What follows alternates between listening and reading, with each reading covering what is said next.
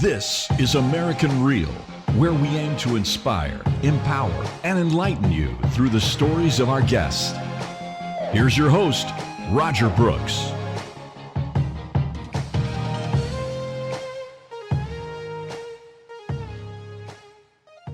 One question I have to try to help some people who have the gap, what advice would you give them how they could start to close that gap for themselves? I believe if you really dig in and start to do some things to look at your identity, and it comes from all of our life experiences, everything that we've gone through, it comes from what people have said to us. It also comes from what we think people think about us, our identity, our values, our passions, all these things underneath the hood color what we think in a given instant. Then we have to identify our feelings. How do I want to feel? Because if you actually look at all the research on how habits are formed, right? We have a thought, a feeling, and an action. Repeated actions become habit.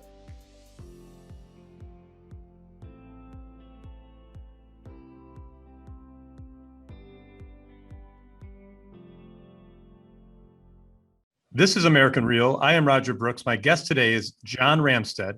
You are a former Navy fighter pilot. You're a leadership coach, international podcast host, and author of the Top 100 Leadership Blog for Executives, Managers, and CEOs. Inc. magazine recently named you top 12 leaders to be listening to. You're also the author of the new book, On Purpose, with Purpose. John, welcome to the show. Roger, great to be here, buddy. We have a lot to talk about today. And first thing I want to ask is, how are you feeling? I know you went through a lot with getting COVID. How is your health? How are you feeling right now? Oh, frankly, I have a long way to go. Most of the people I know, it's been a mild cold or flu, which mine was for the first 3 days, but 2 weeks into it, I could barely breathe and had 105-degree fever, ended up in a week in the ICU. And every day it got worse. It was interesting to see how that affected actually my kids, because we couldn't see each other. It's now 5 weeks since I've gotten out of ICU, and I'm still on oxygen. It pretty much tore up my lungs pretty good and affected my heart. So I don't know what it looks like moving forward, Roger. And so we're actually just trying to make the best of every day, but there's so much to be grateful for. That's what I'm really trying to focus on. And John, I have not talked to anyone in your situation. I've seen a lot of stories on the news, but can you talk to us a little bit about the experience? And look, I mean, this has obviously affected everyone worldwide, but some people have actually got it like you did. But what do you think, what were you thinking about when it got progressively worse, when you were in the hospital, when you were in ICU? What were the doctors saying? Is there still a lot of unknowns? There's a ton of, that's the hardest thing about this is there is no precedent. The doctors when I got out, based on where I was at, said, listen, you could expire and die, or you could be off oxygen in, 2 to 4 weeks. They were very candid, and we can't, and now it's, almost, I guess, actually a month and a half out. Just saw my cardiologist this week, and they're kind of the same way. They're like, well, we're just going to keep testing and figuring out and working on the symptoms. They don't know how all the interplay is. They do know the lungs were definitely scarred. I had pneumonia from COVID. I think the hard thing was, I'm a man of a very strong faith. I mean, I know where I'm going, but walking into the hospital, wondering if that would be the last time I'd see my wife in person, because I knew once I was up in the COVID ward, there's no visitors, right? We FaceTimed a few times.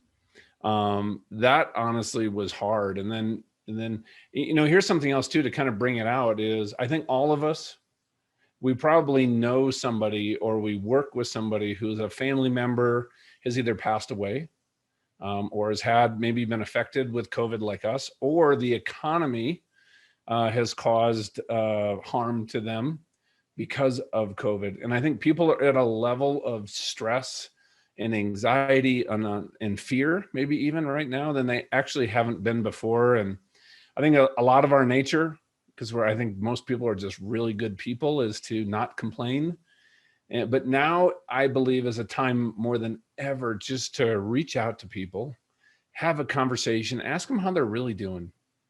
And, we'll probably talk about my accident. And if somebody is going through a hard time, don't ask them how you can help. Because when you're in that place, I know for me, it was so hard to either ask for help or even know what I needed.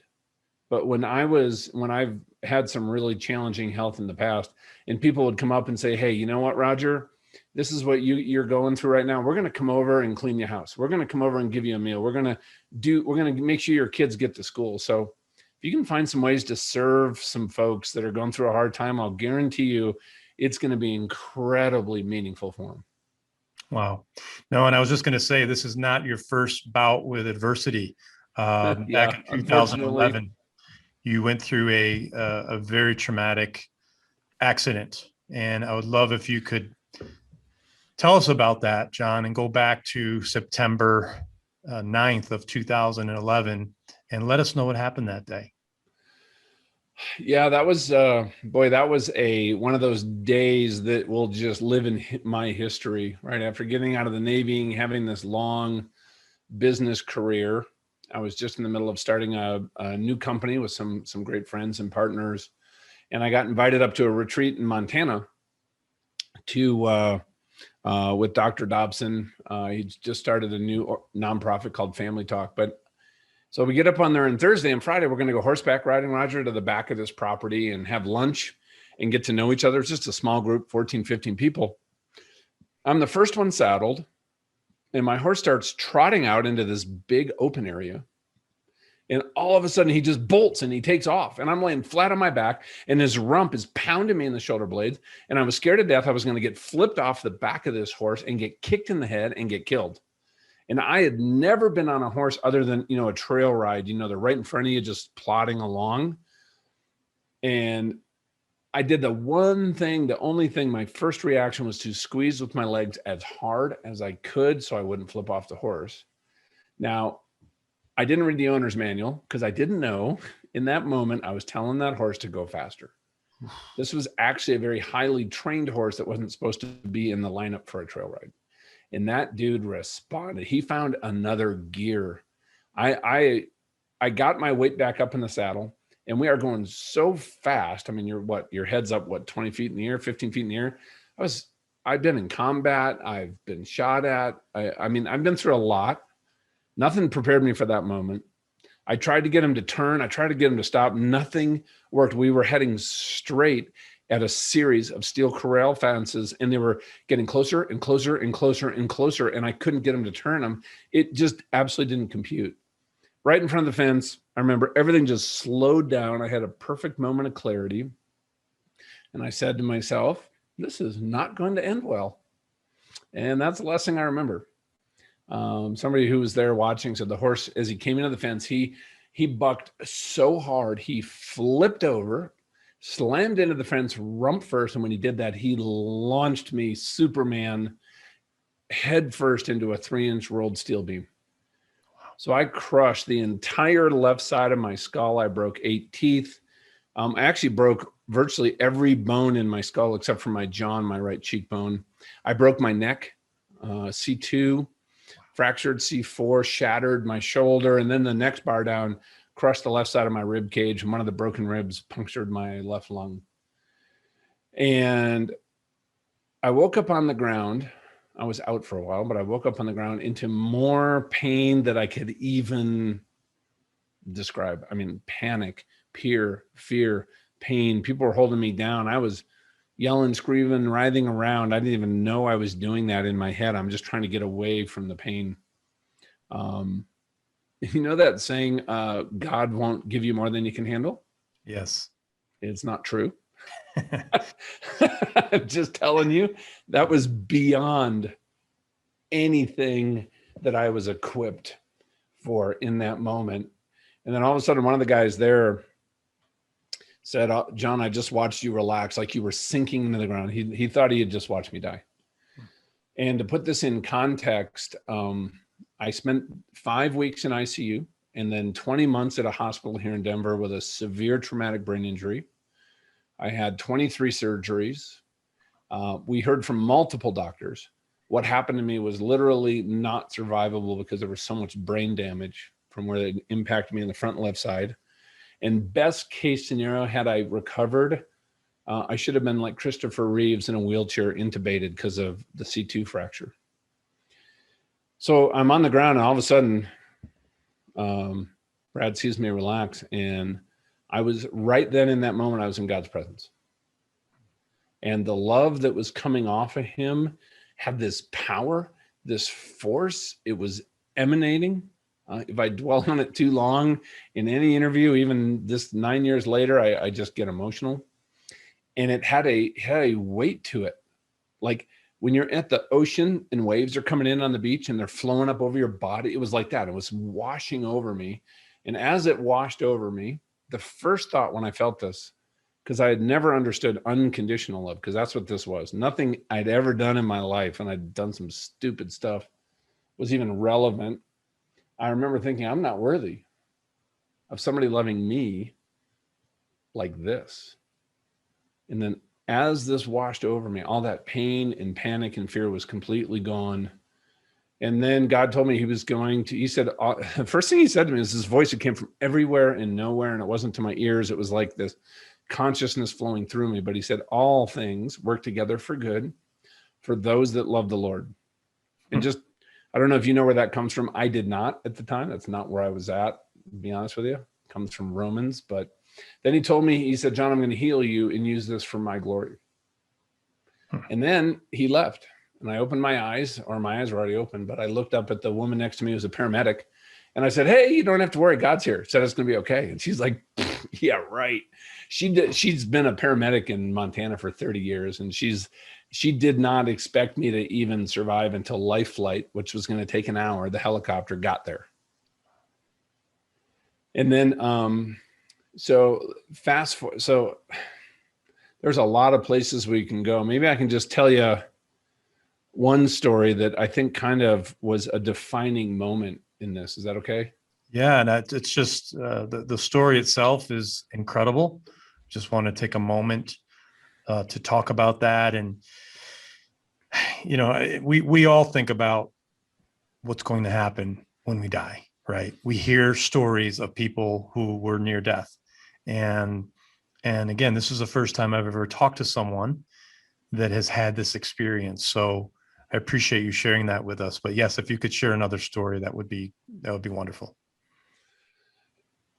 It was a couple days after the accident. They called my wife and said, hey, you need to get up here right away with the boys. It doesn't look good. It was one of those kind of phone calls. And I didn't know at the time my life was, everything in my life was about to change. Because what I heard, Roger, at the accident is you're going to be healed. Like I'm thinking I'm walking out of here next week. I even texted a business partner. We had a big meeting, right? We're starting a company. He's like, yeah, like don't cancel that meeting. I'll be there. This meeting was like 2 weeks out. I ended up was in the hospital for 2 more years. So you can see I'm kind of a, glass half full. Yes, kind of guy. I can see that. So, but I was convinced it was going to be short term, but I'll never forget though. This is a few days into it. Things are really getting bad. My kids had gone back to Denver. They really didn't want them there just because of how I was, which was actually a good decision.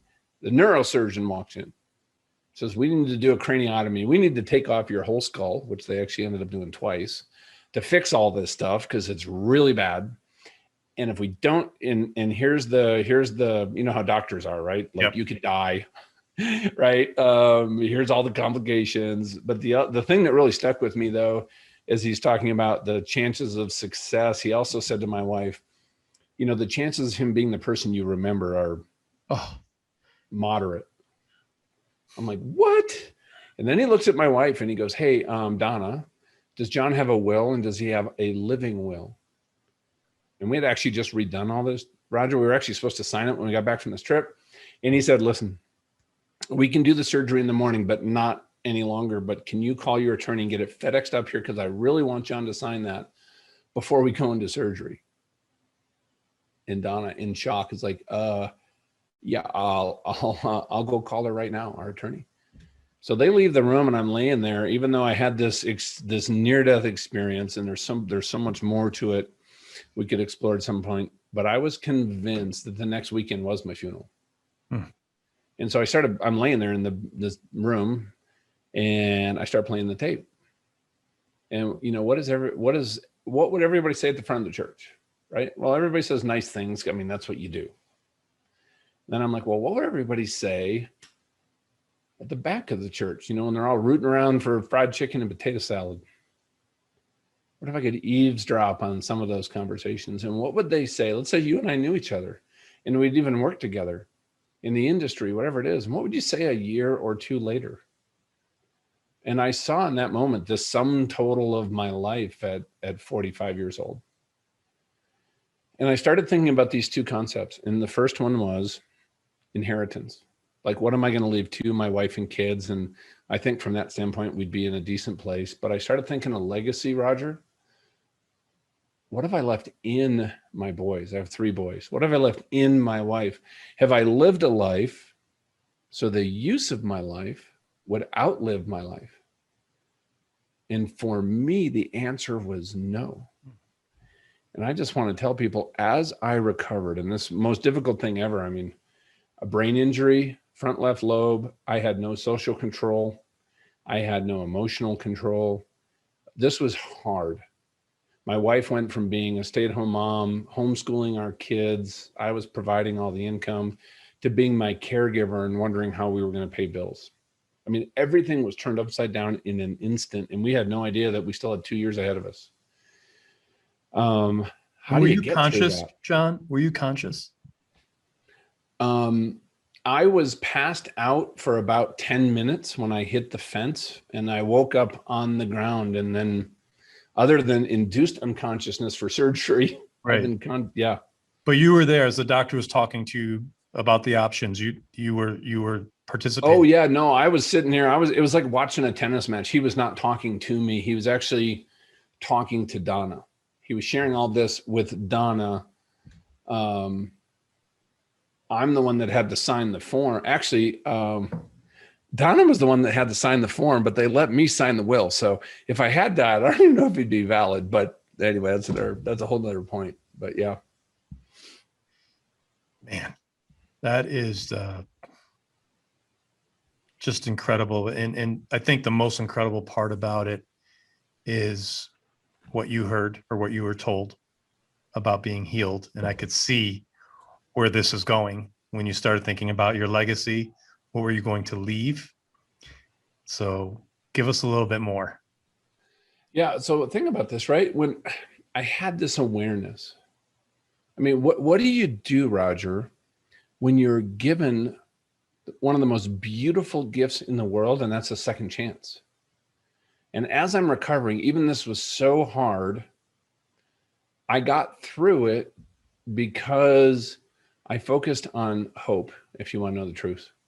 And there was days, sometimes there was 5-minute segments, and people can relate. If you've gone through personal adversity, addiction, divorce, betrayal, I mean, there's the complete loss of everything financially.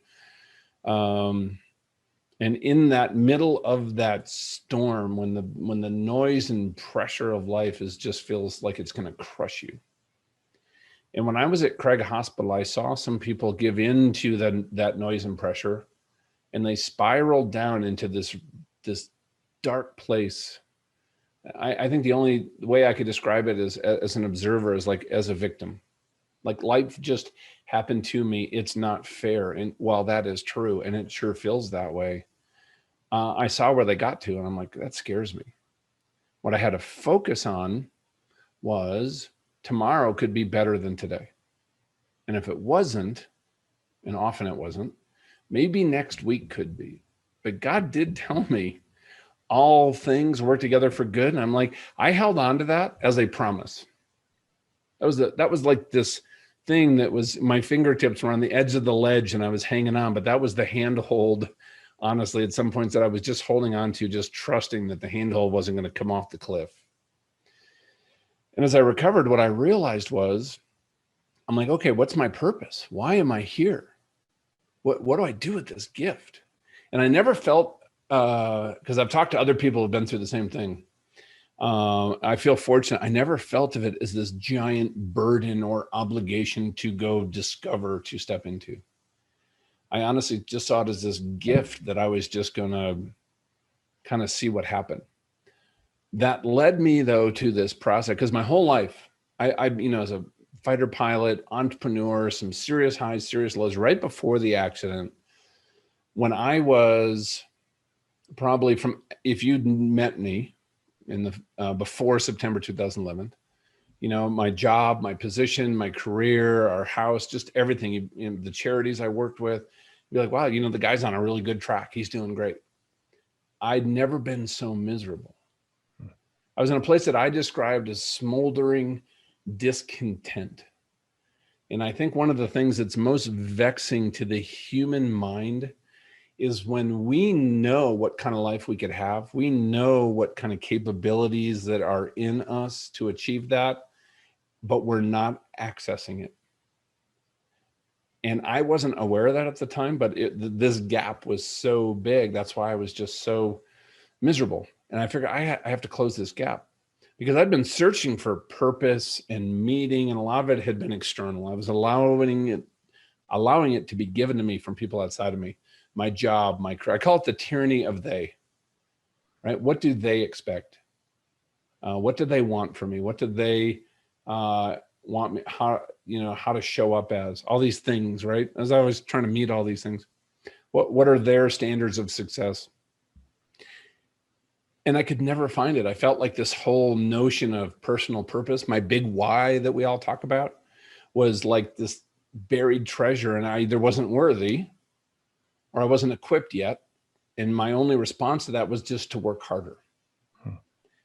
Right. I used to joke to people, hey, I know I'm not the sharpest tool in the shed, but I'm going to try to outwork everybody around me. As I recovered and I realized I have this second chance, I started figuring out, I was sitting down with a coach one day, and the coach, I said to my coach, I got to figure out how I'm wired. Then I can figure out what I'm wired for.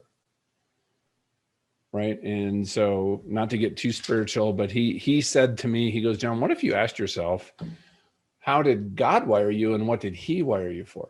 I mean, he can't, there's a reason that I'm not dead. So I actually started on this quest. Instead of looking for the purpose, I started trying to figure out who I really was. And what I realized was, Roger, as the person I saw in the mirror, with all my experiences and limiting beliefs and things that I've gone through in life, things that have been said to me, like the fact that I could never succeed as an entrepreneur, and other things that I had let in, actually untruths, lies that I actually accepted about me as truth. And that colors, you create this operating system, just like your computer is completely running in the background, and it has a lot of power. And I wasn't even aware of all this. What I realized was that person I saw in the mirror, and then as I did some digging, and I said, okay, that is the best version of John. What does that look like? And the gap between the two was significant. And what I found is the bigger that gap is, I think, this is how you're not living in your alignment with who you're that best version, the level of stress, anxiety, anger, frustration that comes up all the time, working, addiction, all these things is a direct correlation of how big the gap is. What I found as I worked and closed that gap, all those things started to melt away. Wow. John, I have the chills as you're speaking, for a lot of reasons. One, because I feel for your whole situation, but I've been through a lot of this adversity myself. Yeah. So it's interesting to talk to someone else who's been through it. Obviously, you've gone through it in a much different way. More physical, but the same after effect is there, where the stresses go away, the calmness comes in. You don't worry about the things you used to.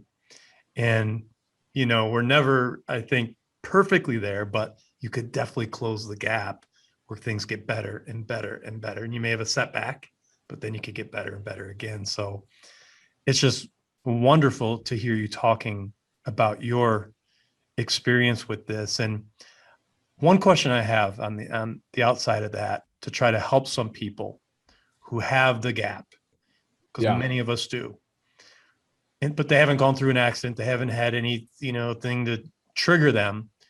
What advice would you give them how they could start to close that gap for themselves?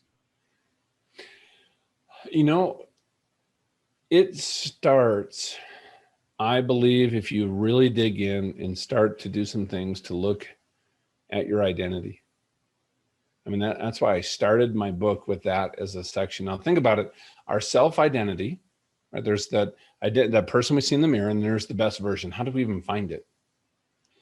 And it comes from all of our life experiences, everything that we've gone through. It comes from what people have said to us. It also comes from what we think people think about us. Think about that with social media. But let's just say I'm a young, when I was young and I'm in a meeting in the business, the CEO is in the room, and I have something to share. And he just looks at me funny and dismisses me. Right? I'm going to probably fill in that gap and say, okay, he doesn't think I'm competent. And a lot of that is being colored by, right? So what you can do, when I was first getting started, I got to tell you, this has been a great journey with some incredible mentors, but a good friend of mine said, okay, John, let's look at, in each situation, let's break it down. There's something that happens in your environment, right? Your wife says something to me. Or not your wife, my wife. My wife says something to me or gives me a look. And all of a sudden we're in an argument. I had to slow down and take some time and say, okay, when she did that or sighed or whatever it was, what was my first thought? What is my thinking? Because our identity, our values, our passions, all these things underneath the hood color what we think in a given instant. Then we have to identify our feelings. Like here's a great example. I think first thing, I had because of just my working and being frustrated and angry a lot, I did not have a good relationship with my boys going into this. And then as the recovery happened, it actually got worse just because of my brain injury. Now I'm like, okay, one of my biggest things I'd love to do is restore that. So I'm walking through the family room and I look outside, grass needs to be cut. I look at my 15-year-old son and I say, Michael, cut the grass. He looks up at me and just says, no.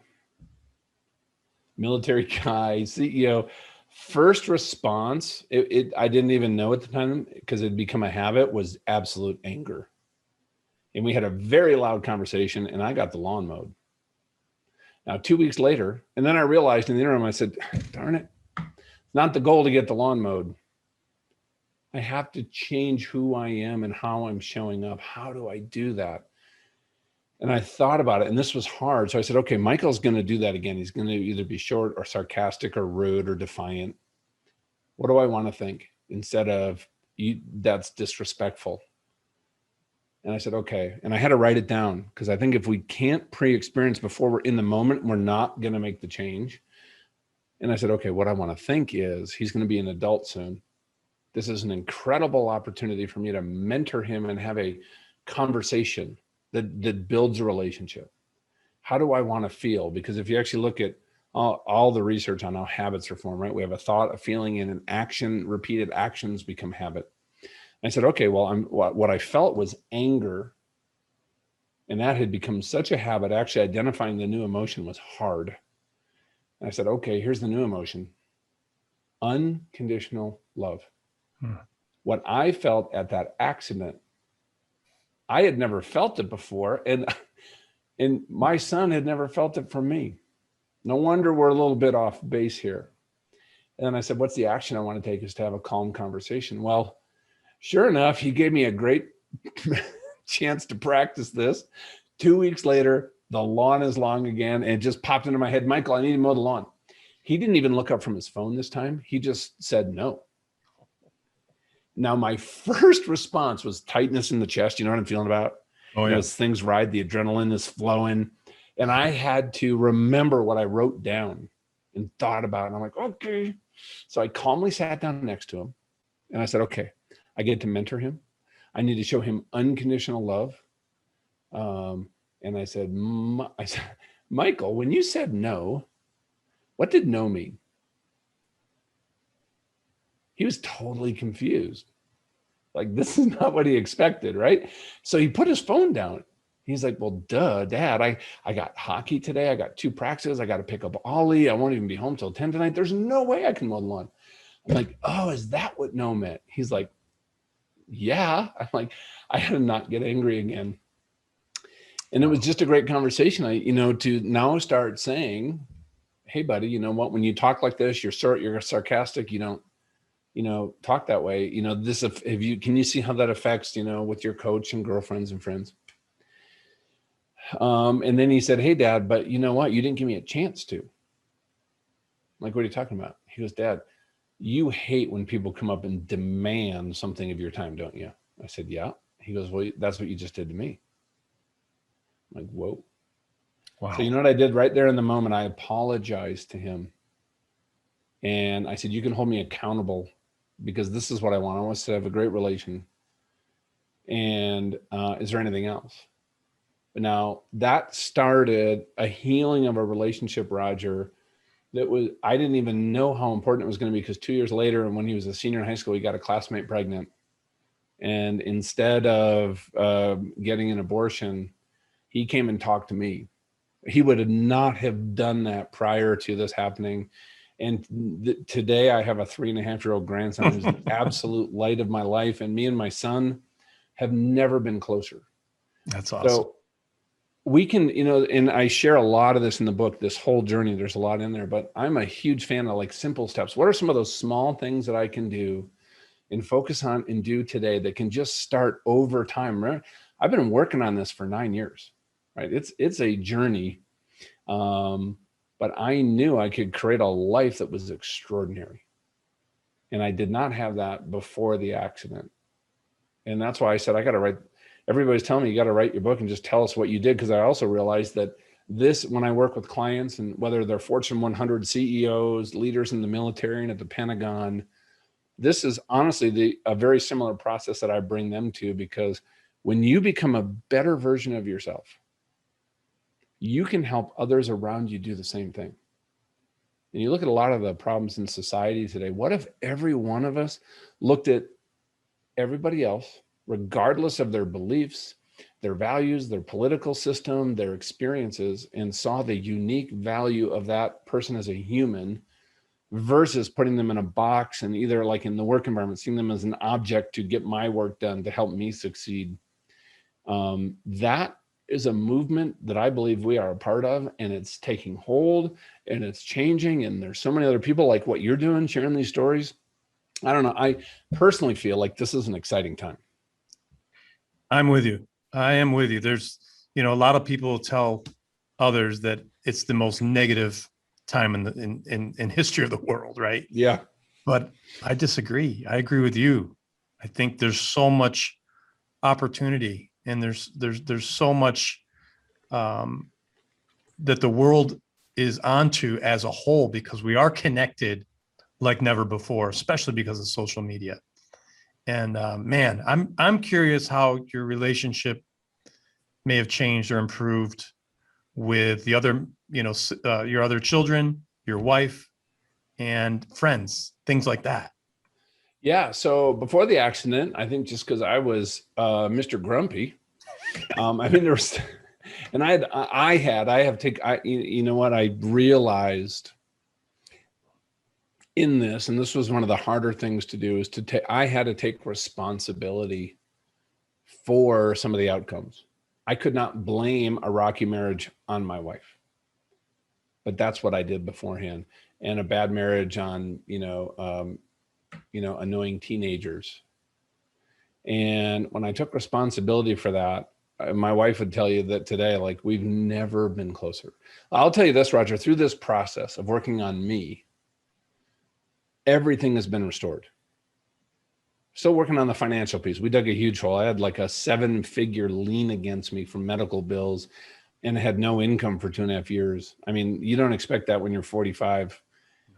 Everything else currently, my wife, the relationship with my wife, the relationship with my 3 boys, the relationship with my mom, that was very difficult. We were on the phone this morning for 45 minutes. I never thought that would happen. And what I found, here's something interesting that I found. You know how hard it was to find that purpose before, and it's because I was doing it backwards. So this is kind of my big idea, honestly, in the book. And that is when you connect with your best self, and you start to close, you don't have to close the gap, but you start to close the gap. Because especially in the leadership world that I'm in, everybody talks about the why, the what, and the how. And those are very important. But Roger, let's say you were my mentor and I was flawed and angry and took shortcuts, and you gave me your best teaching in the world, but I ran it through somebody that just wasn't showing up well. I would not get the results that you got when you went through that, or other people that you're mentoring, because it's all about the who. And as I worked on the who, and that got in, closer to that better version, all of a sudden for me, it's almost like the sense of purpose was in the middle of a field and it was just covered with fog, and I could never find it. And it's like for me, the fog just cleared. And I realized I'd been going about it backwards my whole life. And isn't that another word for awareness? Yeah, it's interesting. People listening, Stanford Graduate School did a research survey. They looked at leaders, thousands of leaders across business, ministry, government, politics, and said, okay, the people that we would categorize as extraordinary, that are recognized, is there one thing? Do they have one thing in common? Like you have Steve Jobs, who's an introvert and very aggressive, and other people that are very gentle and kind. But there was one thing, and that was the one: self-awareness. Yeah. And I think as not just leaders, but just as humans, what I have found is I had to slow down and work on some of these areas in order to speed up and accelerate toward something that was actually really meaningful and worthwhile for me. Totally. No, it's such an important topic. And look, awareness is a part of everything. So for example, when I first started podcasting, and maybe you could relate to this too, because you've been doing it for a long time, I wasn't aware. Like I wasn't really listening to my guests because I was thinking about the next question I was going to ask. I'm a much different podcaster today, whether I'm better or worse, I don't know, but I know one thing: I'm more aware. Yes. I feel like I'm really connecting with you because I'm listening to you and your story, and I feel the emotion of it. Whereas before I was just going through the motions of it. So it's interesting to say, or to hear that Stanford result was self-awareness. I'm not surprised. Yeah. And you know what, that all really comes from emotional intelligence. And, one of the great pieces of advice I got from a mentor early on out of my Navy days, getting into my business career, he said, listen, go read 10 minutes a day of a book. Not 10 minutes, 10 pages a day. And he handed me How to Win Friends and Influence People. Oh, right. Wow. And I now reread that every year. The other one I reread every year is Leadership and Self-Deception, which is a deep dive into how our identity, things especially that are not on track, color the narratives and the stories that we tell ourselves about situations that we're in. And that's called being in the box, when you're deceived. And how do you undeceive yourself, so to speak? But anyway, and then also, I think the other thing that's been so helpful for me is community and relationships. Putting people around me intentionally that also are striving for things, that want to have a great marriage, that want to have an amazing lifelong relationship with their kids, that want to build an extraordinary business or have a career that's meaningful, covers their needs, their finances, and their giving, but also has a bigger purpose in life. And I started surrounding myself with people that were on the path that I was on. And that has made for me a huge difference. And isn't it something, I'm so glad you talked about that, because I wrote about that in my last book as well. And I want people to understand this that are listening. When you just have that thought process, of being with people that are like-minded, something magically happens in that those people are, you get attracted to each other. So I don't know how it happens or why it happens, but I'm sure you could relate that people will just show up, or you will show up into their world. And it's like, how did that happen? The the the magnetic force of the energy, because you're now opening up your heart to allow that in. It's incredible. It's magical. You know, you said magnetic force. Couldn't agree more. When you start making small changes and you start understanding kind of your own true north, those things that you're going to use to make course corrections, where you're going and where I'm at now, and you're starting to make some steps to close those gaps. I have found every single time, all of a sudden I run into somebody that maybe it's like you, and we get together and we have coffee. And all of a sudden somebody I met a few months ago is now like this person I can't wait to hang out and spend time with. Yeah. And like Jim Rohn said, right? You're the average of the 5 people you spend the most time with. Yes. And you know what? I think it's important to look at that. I'll never forget. I was asked once to be mentored by a guy who was a billionaire. I was so excited and flattered at first. And I'm sitting there, I was actually talking to my dad about it. And he goes, okay, well, how's his marriage? I'm like, well, I think it's pretty good because it's his 3rd. Maybe he's got it figured out by now. You know, what's his relationship with his kids? Well, they don't talk. My dad said, well, if you take his advice, you're going to get his results. So do you want to be rich and lonely, or do you think you should find a different mentor?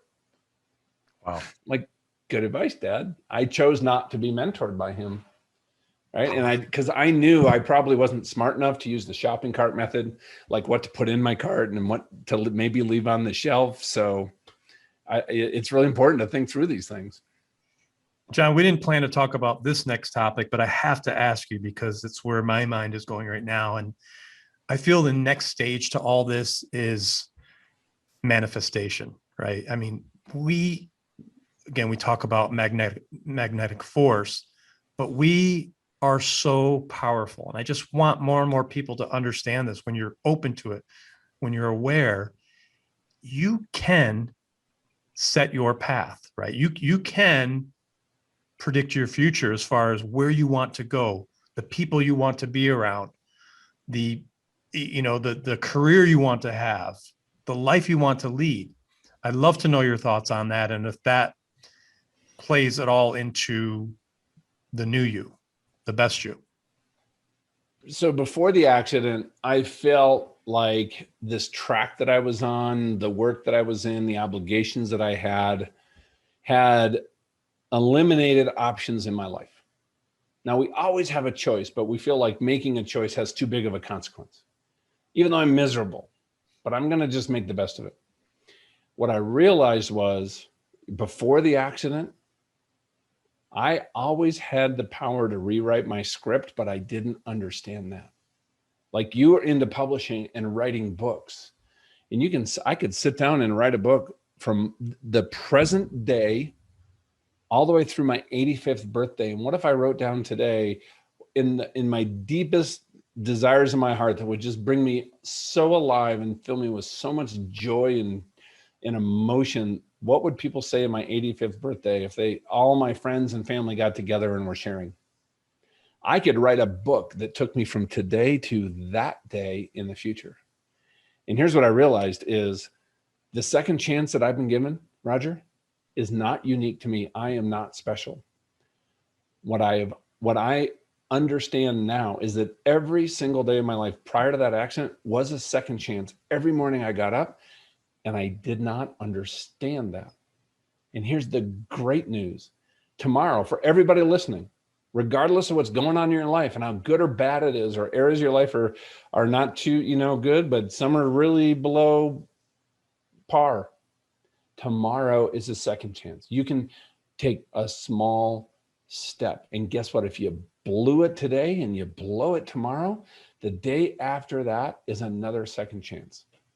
So with that concept, we've come up with our family and my boys, and we talk about it, is a saying, and it's excellence is the standard, but grace is the word. Because when I understand I have a second chance and I want to just be better, maybe with that family member, because I know it's causing damage, causing me some mental anguish or whatever it happens to be, and I react again and we get in an argument, we hang up the phone. Well, guess what?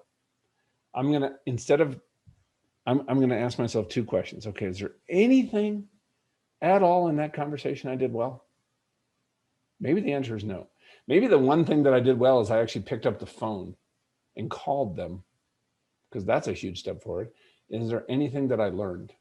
And when I mess up, I need to not only forgive myself, because you're going to mess up, you're going to be angry and frustrated, but give yourself the grace and give others the grace. You're trying to change. And guess what I've come to know is these folks that I find so difficult sometimes, the limiting beliefs, the lies that are stuck in their identity, the experiences they've had that I'll probably never understand, even people close to me, their operating system is coloring how they react. And I'm now hyper aware of the fact that that might have nothing to do with me. And so what if I just give them the grace and judge them by them being a good person versus them having an agenda? And I got to tell you what, just that for me, Roger, freed me up. So I would just tell people, hey, when you wake up tomorrow morning, grab a piece of paper and say, if today really is my second chance, what is one small thing that I would change that would just give me a little bit more peace, maybe a little bit more joy, move me toward a little bit more fulfillment, whatever is most important to you. And I think you'll be amazed at just doing a small step like that, what it can do for you. Wow. Love that, John. So let's talk about On Purpose with Purpose, your new book. It'll be released very soon. Talk about the process, if you can, writing that book. How did all of it come together? And give us a little insight about what we could expect to read inside. Well, what's inside the book is that everything I've shared with you guys, this journey that I have been on, from somebody I think who was broken and discontent and did not feel fulfilled with my life, frustrated, to somebody today who I would say is completely on purpose. I know why I do everything that I do. I know exactly what to say yes and no to, which, oh my gosh, that's awesome, right? And I wake up every morning totally excited. And what I realized, it was interesting. It was a good friend of mine. I was coaching him, and he's a business owner. And he goes, John, you just walked me through this process, man. I've never had, outcomes like this working with a coach before. He's worked with a number of coaches. He goes, come here, we're going over to the whiteboard. One of the busiest guys I know, Roger. And he said, okay, I want you to think about from the beginning, what is this process? I said, well, it's not really a process. It's all, we're just kind of working together, and I'm just taking things as they come and really trying to listen. He goes, no, there's something deeper. He spent 2 hours with me on a whiteboard to just kind of process a flow and ask me questions about my past. And I'm so grateful that he did that, because out of that became first an idea that I could write a book. Because think about having a vision for our life, right? A vision always happens twice. First in our head, and then in reality. Okay, anything that you've ever purchased was an idea in somebody's head at some point before it was something you could buy. No different than our life. Then I started interviewing people. I'm like, I don't know how to write a book. And my left eye is blind from the accident. It's hard for me to read. I can't work full time coming out of the accident. I literally could work 8 or 10 hours in a week. And I had no resources to go hire a guy. I interviewed some ghostwriters, very expensive. Not saying it's right or wrong, but for me, where I was at the time, not a fit. And I've done a lot of podcasts, and I've written some blog posts. So I ended up working with a writing consultant who really helped me. I flew down to Dallas, and we spent an entire day together. It was awesome, with the pieces of paper, the big ones you stick up, and we drew everything and moved it around and come up with the whole flow, because I had so much in my head. I didn't know how to quiet the noise to actually say, okay, here is the big idea that runs through the thread that runs through this entire book. I knew that. I knew what I wanted people to have a takeaway of when they got done reading the book, but how to get from here to there. when you're going to write, that's what Anne helped me with. And then we put it all together, and it was this collaboration. I would write, she would edit, she would take stuff that I'd written before and make it better, make it more usable. And then, so it was this whole back and forth process that was honestly so much fun. And then something that was really cool, because it really struck me. I reached out when I had a draft. I reached out to 10 good friends of mine. They're all very busy business owners. And I said, would you mind reading this, or reading even just a chapter? And I would love your feedback. And I don't just ask for broad feedback. I think that's not helpful. I actually directed them. I said, I want you to know, as each chapter, if you know what the big idea through the book is, if you understand what the idea of each chapter is and how it links into the big idea, and if the stories and kind of application exercises relate to you as the reader, as the person, and help you move forward. So I was very specific with the feedback I asked. And I got to tell you, 10 out of 10 of those folks most of them read the entire book. And then we incorporated all that feedback. There were some people who said, well, this makes sense and this doesn't. And I love this. And yeah, that one, not so much. But it could be great but you kind of have to filter all that through, because some people loved a certain section, some people didn't work for, and then you got to make a choice. But just the whole process was awesome. So now I had COVID. So, and all the stuff I've been through, I think the next book, other than Purpose, I think I should write a book on resiliency. I think that might be, book number 2. Roger. That'll be an award winner for sure, John.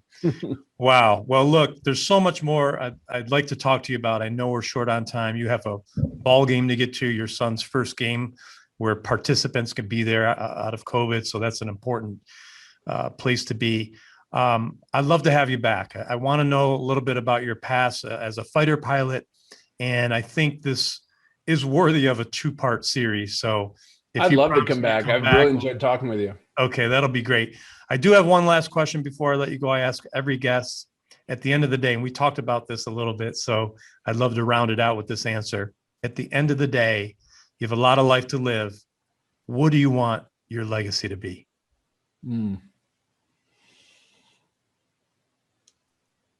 My legacy was, I was that person that I want people to remember once I'm gone, that came alongside them, saw the truth of who they were, believed in them more than they believed in themselves, connected them to who they were and their purpose, so that they could bring it out in the world and live a life that they were just excited about. Like so many of those amazing men and women that have sewed into me in my life, laying in that hospital bed, I realized that didn't describe me. And those people had such a huge impact on me. Could I live my life to be somebody like that? And the cool thing about that is to equip and inspire people to actually accomplish what's been inspired in them is, it doesn't matter how old I am. That doesn't have an end date. It doesn't perish. I could do that at 92. I could do that at 100. And that honestly is a big part of my true north and how I say yes and no. Just awesome. John Ramstead, welcome to the American Real family. You are a true inspiration. And I'm so glad you came on today, and best of luck with your book, and we'll have you on again. I would love to, and thank you. And On Purpose with Purpose, if people want to come and get it and check it out, we'd love to have you as part of reading this thing. So, and for thanks, the best Roger. Place for people to reach you, where should they go? Your website? Oh, just go to beyondinfluence.com, and everything about the book is beyondinfluence.com/book. We just try to make it simple. Awesome. And we'll put the link in the show notes as well. Awesome. Thanks, Roger. Keep knocking them alive, brother. Love what you're doing. And I love your background with the flag and the cool stuff back there. You're, too bad we don't live closer. I could just see us sitting in the backyard around the fire pit, having amazing conversations deep into the night with other like-minded people. So, well, let's make it we'll make that happen at some point. You'll be invited here to New York. That's for sure. Deal. Thanks, John. Thanks for tuning into American Real. Be sure to visit our website, AmericanReal.tv, or search for us on iTunes or YouTube for past episodes. While you're there, please rate us or leave us a review, as that helps others find our show. I am truly grateful and appreciate all of your support. If you'd like to be part of our inner circle or want one-on-one coaching, check out the American Real Learning Academy, where we have self-help groups and courses so you can build the best you. We also have a new Facebook group where you can connect with high achievers from around the world. If you want to go even further, maybe you're determined to write your own book or launch your own podcast, contact me today to see if we could help. You can reach me through Instagram or Facebook, or email me directly at roger@americanreal.tv. Thanks for tuning in, and we'll see you next week.